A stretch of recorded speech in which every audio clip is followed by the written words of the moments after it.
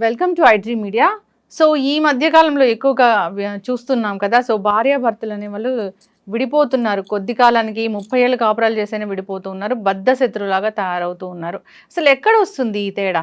వివరాలు తెలుసుకుందాం. మనతో పాటు ఉన్నారు ప్రముఖ family counsellor and motivational speaker Priya Chaudhary గారు. మ్యామ్ నమస్తే అండి. నమస్తే. సో జనరల్గా భార్యాభర్తల బంధం ఎంతో గొప్పది, పవిత్రమైనది. అంటే ఒకరి కోసం ఒకరు తోడు. అయితే ఫస్ట్ బాగానే ఉంటారు పెళ్లి చేసుకునేటప్పుడు. కొన్నాళ్ళు కాపురం చేశాక ఒక సంవత్సరం, 2 ఏళ్ళు, 3 ఏళ్ళు అట్లా అవుతా ఉన్న కొద్దిగా ఎక్కడో తేడా వస్తుంటుంది, విడిపోతూ ఉంటారు. కొందరైతే సంవత్సరానికి విడిపోతే, కొందరు పిల్లలు పెద్దోళ్ళే 30 ఏళ్ళకు విడిపోతున్నారు. విడిపోవడం అంటే ఏంటి? బద్ధ శత్రువుల్లాగా తిట్టుకోవడం, ఒకరినొకరు దుమ్మెత్తి పోసుకోవడం ఇలా చేస్తూ ఉన్నారు. అంటే భార్యే, భర్తే అయినా ఎందుకు ఇది? ఫ్రస్ట్రేషన్స్. ఇప్పుడు సంవత్సరమైనా 30 సంవత్సరాలైనా సంవత్సరానికే విడిపోతున్నారు ఎందుకు అని అంటే, సంవత్సరానికి విడిపోవడం అనేది ఒక విధంగా కరెక్ట్. ఎందుకంటారేమో ఒకళ్ళ పట్ల ఒకళ్ళకు ఉన్నటువంటి అపనమ్మకాలు కానీ, అభిప్రాయ భేదాలు కానీ ఆ షార్ట్ టైంలోనే ఒకళ్ళనొకళ్ళు తెలుసుకోవడమో, లేకపోతే అడ్జస్ట్ అవ్వలేమనుకొని, అంటే మా దగ్గరికి చాలా మంది వస్తారు, అడ్జస్ట్ అయ్యేవి ఏమన్నా ఉంటే, చిన్న చిన్న ఈగోస్ ఏమైనా ఉంటే సర్ది చెప్పి మేము కలిపి పంపిస్తాం. కానీ కొన్ని ఉంటాయి, అసలు ఒకరి యొక్క మనస్తత్వాన్ని ఇంకొకరు భరించలేనటువంటి సిచ్యువేషన్స్ ఉంటాయి. ఎందుకంటే జీవితంలో ఇంకా వాళ్ళ తత్వం మారదు అని అంటే చాలా మంది మాట్లాడతారు మార్చుకోవాలి అని. మార్చుకోవడం అనేది ఒకప్పుడు సాధ్యమైంది, ఇప్పుడు సాధ్యం కావడం లేదు. కారణం ఏంటంటే, ఒకప్పుడు సమాజంలో పుట్టిన చోటనే మన యొక్క కెరీర్ ఉండేది, పుట్టిన చోటనే మన చదువు సంధ్యలు ఉండేవి, పుట్టిన దగ్గరే మన యొక్క జీవితం అనేది, అక్కడ ఎదుగుదల అనేది, కెరీర్ కానివ్వండి ఎవ్రీథింగ్ ఉండేది. ఎక్కడో గవర్నమెంట్ ఉద్యోగస్తులు అయితేనే ఊరు వదిలిపెట్టి వెళ్ళిపోవడం అనేది జరిగేది. కాబట్టి అక్కడ ఏమయ్యేది అని అంటే, వీళ్ళు చిన్నప్పటి నుంచి ఒకరికొకళ్ళు తెలుసు కాబట్టి, ఒక కుటుంబం ఇంకొక కుటుంబానికి తెలుసు కాబట్టి సమాజం ఎప్పటికప్పుడు సర్ది చెప్తూ ఉండేది. ఓకే, ఒకరి గురించి ఒకరికి మంచి చెప్పడమో, లేకపోతే ఇంకొకటో అట్లా వీళ్ళ యొక్క బాధను కానీ వ్యధను కానీ సొసైటీ షేర్ చేసుకునేది, బంధువులు షేర్ చేసుకునేవాళ్ళు. అలా ఏమయ్యేది అని అంటే, సగం వీళ్ళు షేర్ చేసుకోవడం వల్ల మిగిలిన సగం అడ్జస్ట్ అయిపోకుంటూ కూడా జీవితం మొత్తం కూడా వాళ్ళు సరిదిద్దుకొని ముందుకెళ్ళడం సాఫీగా జరిగిపోయేది. బట్ ఇప్పుడు ఏమైంది, మైక్రో ఫ్యామిలీస్ వచ్చేసాయి, ఎవ్వరూ కూడా ఉమ్మడి కుటుంబాలు లేవు. అసలు ఇవాళ మనం ఎవరినైనా సరే తీసుకోండి, మీరు ఒక చోట పుట్టారు, ఇంకొక చోట చదువుకున్నారు, ఇప్పుడు ఇంకొక చోట ఉద్యోగం చేస్తున్నారు. అలాగే నేను పుట్టిన ఊరు వేరు, నేను పుట్టింది వేరు, చదువుకున్నది వేరు, ఇక్కడ వచ్చి ఉద్యోగం చేస్తున్నా, పెళ్లి చేసుకున్న ఊరు వేరు, ఉద్యోగం చేస్తున్నది ఇక్కడే నా పెళ్లి, ఇక్కడే నా ఉద్యోగము, నేను పుట్టింది ఎక్కడో ఉంది. మీరు అలాగే అంటే ఎక్కడ ఊరికి దూరం అయిపోయి 30 ఏళ్ళు అయిపోయింది, అలాగే ఊరికి దూరం అయిపోయి కొన్ని సంవత్సరాలు అయిపోతుంది. ఇక్కడ ఇదే ఊరైనప్పుడు ఇక్కడ ఎవరు ఏంటి అనేది తెలియదు.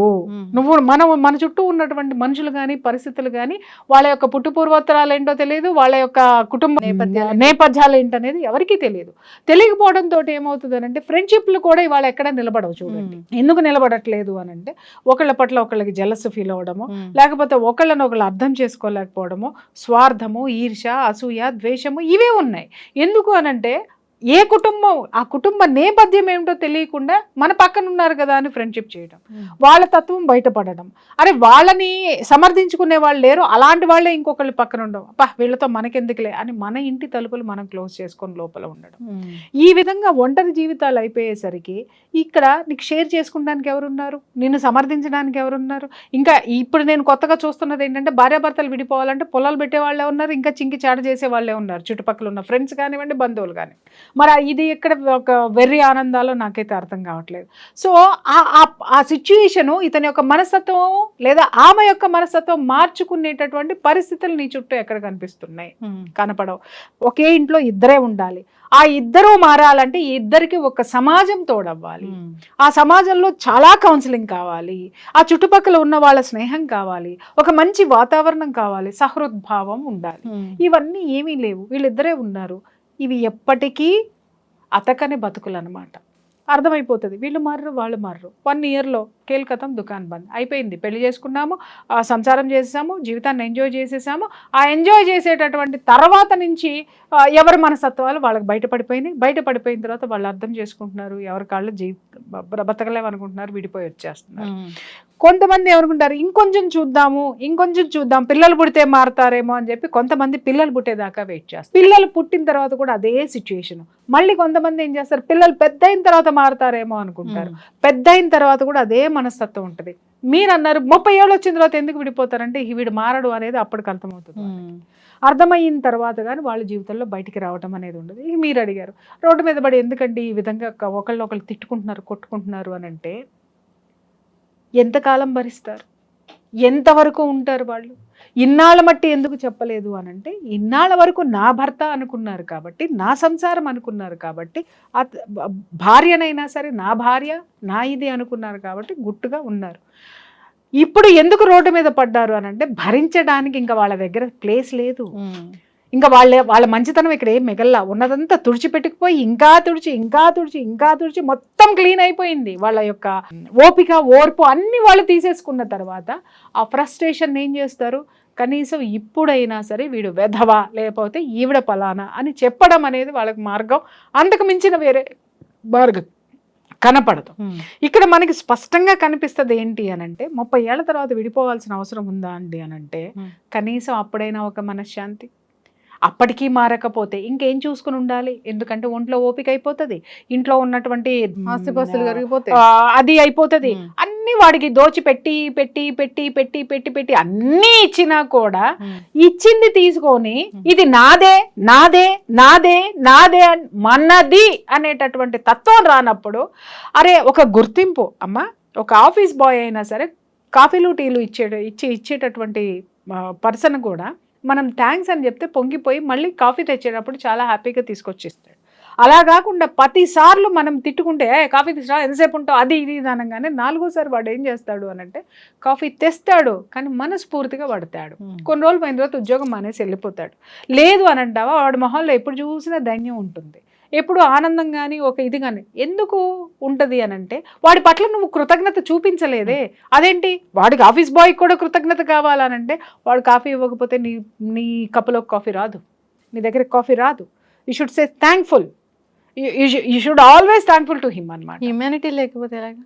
హ్యుమానిటీ ఉండాలి, గ్రాటిట్యూడ్ ఉండాలమ్మా. ఫస్ట్ భార్యాభర్తల మధ్య కూడా గ్రాటిట్యూడ్ ఉండాలి. అరే నా భార్య వల్ల నేను ఇంత జీవితాన్ని ఎదిగాను, నేను జీవితంలో ఆమెను కష్టపెట్టకూడదు, ఆమెను బాగా చూసుకోవాలి. కొంతమంది ప్రబుద్ధులు ఉంటారు, బయట ప్రపంచం మొత్తం భార్య అంటే ఎంతో అద్భుతమైన ప్రేమ ఉన్నట్టుగా నటిస్తారు. కానీ ఎందుకు నటిస్తారు అనంటే, భార్యని బాగా చూసుకుంటాడు, వాడికి తెలుసు ఏదో ఒక రోజు వీడు చేసే లత్తుకోరు పనులన్నీ బయటపడతాయి, పెళ్ళాం బయటకు వచ్చేస్తుంది, బయట పడిపోతే నేను మాత్రం నా భార్యనే ప్రేమిస్తున్నాను అనేటటువంటి బిల్డప్ ఇచ్చుకొని తెర వెనక నాకు భాగవతాలు నడిపేటటువంటి క్యారెక్టర్లు బోల్డ్ ఉన్నాయి అన్నమాట. ఇవన్నీ ఏం చేస్తాయంటే, తెర ముందు భార్యను ఒక గొప్ప దేవత కింద, ఒక త్యాగమూర్తి కింద, ఆమె లేకపోతే బ్రతకనేటట్టు, ఆమె లేకపోతే నువ్వు బ్రతకలేనప్పుడు ఇంకొకళ్ళు నీ జీవితంలోకి ఎలా వచ్చారు? అవును, ఫస్ట్ ఆఫ్ ఆల్. ఇంకొకటి, అరే తోడు కావాలి నీడు కావాలంటే మరి నువ్వు కోరుకున్నావు, మరి మీ ఆవిడ నువ్వు సరిగ్గా లేనప్పుడు మరి మీ ఆవిడ కోరుకోవడంలో తప్పలేదు కదా. కోరుకుంటే ఏం జరుగుతుంది అక్కడ? సంసారం రోడ్డును పడుతుంది. అవును, అందుకని ఎవరో ఒకళ్ళు సర్దుకుపోతూ ఉంటారు. అది సంవత్సరం కాపురం కానివ్వండి, 10 సంవత్సరాల కాపురం కానివ్వండి, 30 ఏళ్ల కాపురం కానివ్వండి, భార్యాభర్తల్లో ఎవరో ఒకళ్ళు కంప్లీట్గా త్యాగం చేసుకుంటూ వస్తేనే ఆ అన్ని సంవత్సరాల తర్వాత అది బ్రేకప్ అవుతుంది. గుర్తుపెట్టుకోండి, మొదటి నుంచి ఒకేలా ఉంటుంది సంసారం, మొదటి నుంచి వాడు మారడు లేదా ఈమె మారదు, కానీ ఆ తర్వాత బద్దలయ్యింది అని అంటే వీళ్ళల్లో ఉన్నటువంటి ఓర్పు ఓపిక మొత్తం నశించిపోయి ఫ్రస్ట్రేషన్ అయిపోయి ఇంకా అసలు వీళ్ళలో ఏం ఉండదో అక్కడ ఉండడానికి. అప్పుడు ఏమవుతుంది అని అంటే, ఆ కసిని ఆ ప్రపంచంలో ఆటోమేటిక్గా మనం బయటికి చూపించేస్తాం అన్నమాట. అనుకోవచ్చు 30 ఏళ్ళుండి ఇలా ఎందుకు తిట్టుకుంటున్నారు అని అంటే, వాళ్ళ కోపం అలాంటిది, వాళ్ళ బాధ అలాంటిది, వాళ్ళ యొక్క స్థితి అలాంటిది, వాళ్ళ అంత బర్డెన్ భరించినా కూడా గుర్తింపు లేకుండా చేసినటువంటి ఆ తత్వాన్ని ఎవరు మాత్రము ఎన్ని సంవత్సరాలైనా భరించలేరమ్మా. ఏదో ఒక రోజు ఆ స్థితి బయటికి వచ్చేస్తుంది. ఆ హేట్నెస్ అనేది ఖచ్చితంగా బయటకు వచ్చేస్తుంది. Yes ma'am. అయితే చక్కని భార్య, సంపాదించే భార్య ఇలా ఉన్నా కానీ, మంచి భర్త ఇలా ఉన్నా కానీ, సో ఇంకో ఆప్షన్ చూస్ చేసుకుంటూ ఉన్నారు, ఇంకొకరు అని అనుకుంటూ ఉన్నారు. అంటే ఇది ఏంటి? కుటుంబం పట్ల గౌరవం లేకపోవడం నంబర్ 1. రెండోది ఏంటి అనంటే ఈ సమాజంలో ఇప్పుడు చాలా వరకు మనం చూస్తూ ఉన్నాం కదా, ఈ సోకాల్డ్ యూట్యూబ్ ఛానల్స్ వచ్చేసిన తర్వాత పుట్టగొడుగుల్లాగా ప్రతి ఒక్కళ్ళు నువ్వు పెట్టుకోవచ్చు, నేను పెట్టుకోవచ్చు, ఎల్లయ్య పెట్టుకోవచ్చు, పొల్లయ్య పెట్టుకోవచ్చు, మళ్ళా ఎవరికైనా స్వేచ్ఛ ఉంది. ఆ స్వేచ్ఛ చాలా మంచిది. ఎందుకనంటే నాకు నచ్చని విషయం ఏదన్నా ఉంది అనంటే నేను పరిపాలన పరంగా కానివ్వండి, లేకపోతే వ్యక్తిపరంగా కానివ్వండి, సమాజ పరంగా కానివ్వండి, ఏదైనా ఉంటే నా అభిప్రాయాన్ని చెప్పేటటువంటి ఒక వేదిక.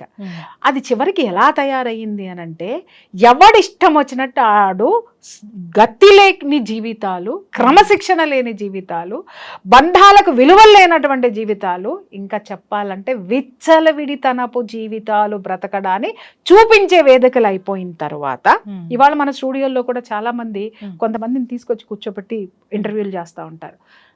వాళ్ళ వల్ల సమాజానికి ఏం ఉపయోగం ఉందో చెప్పండి. ఒక వీడియో చేసి ఒక దిక్కుమాలని వీడియో వాడెవడో నిజం చెబితే జనాలకు కొంచెం బాధ అనిపిస్తుందేమో కానీ వాడు టాయిలెట్ పోస్తూ కూడా చిత్ర విచిత్రంగా యాక్ట్ చేశాడంటే వీడియో వైరల్ అయిందంటే ఆయన తీసుకొచ్చి కూర్చోబెట్టి మీరు అలా ఎలా చేశారు వీడియో, అలా ఎలా ఉన్నారు, మీరు ఇంత వైరల్ అయింది కదా, మీ అభిప్రాయాలు ఏంటని అడిగే దౌర్భాగ్యమైనటువంటి స్థితి ఇవాళ స్టూడియోల్లో ఉంది, ఇవాళ యూట్యూబుల్లో ఉంది. తర్వాత ఒకడికొకడు కొట్టుకొని వస్తే, లవర్లు కొట్టుకొని వస్తే, లవర్ వదిలి వెళ్ళిపోతే అదేదో టీవీ సీరియల్ తీసినట్టుగా ఓ క్రైమ్ థ్రిల్లర్ స్టోరీ వేసినట్టుగా దాన్ని వేసుకుంటూ పోతే టీనేజర్స్ ఉన్నారు. అలాగే గోడ మీద పిల్లి వాటం మనస్తత్వం ఎప్పుడు మనిషికి ఉంటుందమ్మా. వాడు ఏం చేస్తాడు, అరే నేను ఒక్కడనే ఉన్నాను అనుకున్నాను, ప్రపంచంలో చాలా మంది ఉన్నారా అనేసి సమర్థించేవాడిని వాడు తీసుకుంటాడు. అర్థమైందా? వాడి మనస్సులో ఏ అభిప్రాయము ఉందో దానికి ఊతం ఏ వీడియో అయితే ఇస్తుందో ఆ వీడియోని వాడు ఆ అభిప్రాయాన్ని వాడు తీసుకొని సమాజాన్ని భ్రష్టు పట్టడానికి వాడు కూడా ఒక ఒత్తి అవుతాడనమాట. ఇలాంటి సిచ్యుయేషన్స్ ఉన్న ఈ సమాజంలో ఎందుకు వెళ్తున్నారు అని అడగడం అనేది గొంగళిలో అన్నం కలుపుకొని తింటూ వెంట్రుకలు వస్తున్నాయి ఏంటి మేడం అని నువ్వు అడిగినట్టు. ఎస్. అయితే ఇలాంటివి ఇష్యూస్ రాకుండా, క్లాషెస్ లేకుండా హ్యాపీగా భార్యాభర్తల బంధం కొనసాగాలంటే ఎలాగా? అమ్మ రావాలి, గిల్లి కజ్జాలు ఉండాలి. భార్యాభర్తల మధ్య ఎప్పుడూ కూడా గిల్లి కజ్జాలు ఉండాలి, ఖచ్చితంగా ఉండాలి. కోపతాపాలు ఉండాలి, అభిప్రాయ భేదాలు ఉండాలి. కానీ అవి తీర్చలేనటువంటి ఆ సిచ్యుయేషన్ కింద రాకూడదు అనమాట, అగాధాల కింద మారకూడదు. గిల్లి కజ్జాలు వచ్చినప్పుడు చక్కగా ఒకళ్ళొకళ్ళు బతిలాడుకునో, ఒకళ్ళనొకళ్ళు యాక్సెప్ట్ చేసుకునో దాన్ని మన ఇది సీన్ కొన్ని ఉన్నాయి ఏంటంటే మొగుడు పెళ్ళాలి పగలపూట ఎంత తన్నుకున్నా రాత్రి వచ్చేసరికి మంచం దగ్గరికి వచ్చేసరికి ఒకటైపోతారు, ఒకటైపోవాలి అని పెద్దవాళ్ళు చక్కగా ఆడపిల్లలకి జల్లేసుకుంటూ ఇళ్ళకి చెప్పేవాళ్ళు. అమ్మ మొగుడు ఎన్ని చేసినా మంచం దగ్గరికి వచ్చేసరికి ఒకటవ్వాలి అంటే అర్థం ఏంటి? అక్కడ ఆ సిచ్యుయేషన్ ఏదైతే ఉందో ప్రేమాభిమానాలు అక్కడతోటి కంప్లీట్ చేసేయండి. అంటే నీ ప్రేమను అతనికి ఇవ్వమ్మా, అతను మారుతాడు. లేదా అతనికి కూడా ఏం చెప్తారంటే ఒరే సాయంత్రం వెళ్ళేసరికి చక్కగా ఓ మోర మల్లెపూలు తీసుకెళ్ళి, లేదా బజ్జీలు తీసుకెళ్ళి, లేదా జిలేబీ తీసుకెళ్ళి మీ ఆవిడకి చక్కగా ఇష్టమైంది ఏదన్నా తీసుకెళ్ళి అంతటితోటి ఖతం చేసేయి, గొడవని ఖతం చేసేయి. అంతేగాని సెక్స్ కోసమే ఉన్నారా, సెక్స్ కోసమే బతిలాడుతున్నారా అనే కొత్త నానుడి మాట్లాడేటటువంటి వాళ్ళకి ఇది సమాధానం కాదు. ఆ సిచ్యుయేషన్ తోటి, ఆ ఇష్టమైనటువంటి పనితోటి దాన్ని అక్కడితోటి సమాధి చేసి మళ్ళీ మరుసటి రోజు నుంచి చక్కగా ప్రేమను పెంచుకుంటూ మళ్ళీ అదే ఆప్యాయతతోటి చక్కగా కుటుంబాన్ని కాపాడుకోండి అని చెప్పేటటువంటి వాళ్ళు. అంతేగాని ఏదైనా సరే తల్లి చిన్న చిన్న అభిప్రాయ భేదాలు ఉండాలి తప్ప దాన్ని తవ్వుకొని అగాధాలుగా చేసుకుంటే ఏ కాపురము నిలబడదు. ఎవరినైనా క్షమాగుణము, గ్రాటిట్యూడ్నెస్ ఇవి రెండు పెళ్లి చేసుకునే ముందే మీలో ఉన్నాయా లేదా చెక్ చేసుకొని పెళ్లి చేసుకోండి, అప్పుడే ఈ బంధాలు నిలబడతాయి. భార్య తల్లి కాగలదు తర్వాత మలి దశలో, కానీ తల్లి భార్య కాలేదు. అవును, అది గుర్తించాలి. భార్య కూడా నీకు తల్లే. నీ తల్లి యొక్క తప్పొప్పుల్ని ఎలా అయితే గుండెల్లో దాచుకుని ప్రేమగా చూస్తావో, నీ తల్లిని చివరి వరకు నాతో ఉండాలని ఎలా అనుకుంటావు, భార్యను కూడా అలాగే ఫీల్. అవును. అలాగే భర్త కూడా నీకు నువ్వు ఎంత ప్రేమగా చూసుకుంటే నీకు మలి దశలో అతను తండ్రి అవుతాడు. అరే ఈ తండ్రి నాకు కావాలంటే నేను ఇప్పుడు ప్రేమను ఇవ్వాలి, నేను మార్చుకోవాలి, నేను కొంచెం తగ్గి ఉండాలి అంటే దుర్మార్గుడి పట్ల తగ్గి ఉండమని నేను అనట్లేదు. సమర్థించుకొని నేను ముందుకెళ్ళాలి, ఇతని యొక్క స్నేహితుల్లాగా ఇతను నాకు ఒక మంచి స్నేహితుడి కింద నేను మార్చుకోవాలి అనేటటువంటి తత్వం కూడా భార్యలో ఉంటే చివరి వరకు కూడా చాలా హ్యాపీగా గిలిగజ్జాలు రావాలి, రాకపోతే మజా ఉండదు. అది అక్కడ వరకే. 1 రోజో 2 రోజులో 3 రోజులు, మరీ ఎక్కువ ఉంటే 4 రోజులు, 5వ రోజుకి ఇంకా బలపడాలి, ఆ ప్రేమ అనేది బలపడాలి. ఎస్, ఖచ్చితంగా మ్యామ్, చాలా చక్కగా చెప్పారు. సో పాటించాలి, అనుబంధాలని మనం గుర్తించుకోవాలి. సో మన అనే ఫీలింగ్ అనేది ఇద్దరి మనసుల్లోనే ఉండాలి. అలా అలా ఉన్నప్పుడే ఆ బంధం అనేది గట్టిగా ఉంటుంది, లైఫ్ లాంగ్ ఉంటుంది. సో ఏదో అప్పటికప్పుడు అట్రాక్షన్స్, అప్పటికప్పుడు ఇన్స్టెంట్ ప్రేమలు ఇలాంటి వాటి కోసం వెళ్ళకూడదని కోరుకుందాం. చాలా చక్కటి ఇన్ఫర్మేషన్ అండి, ధన్యవాదాలు.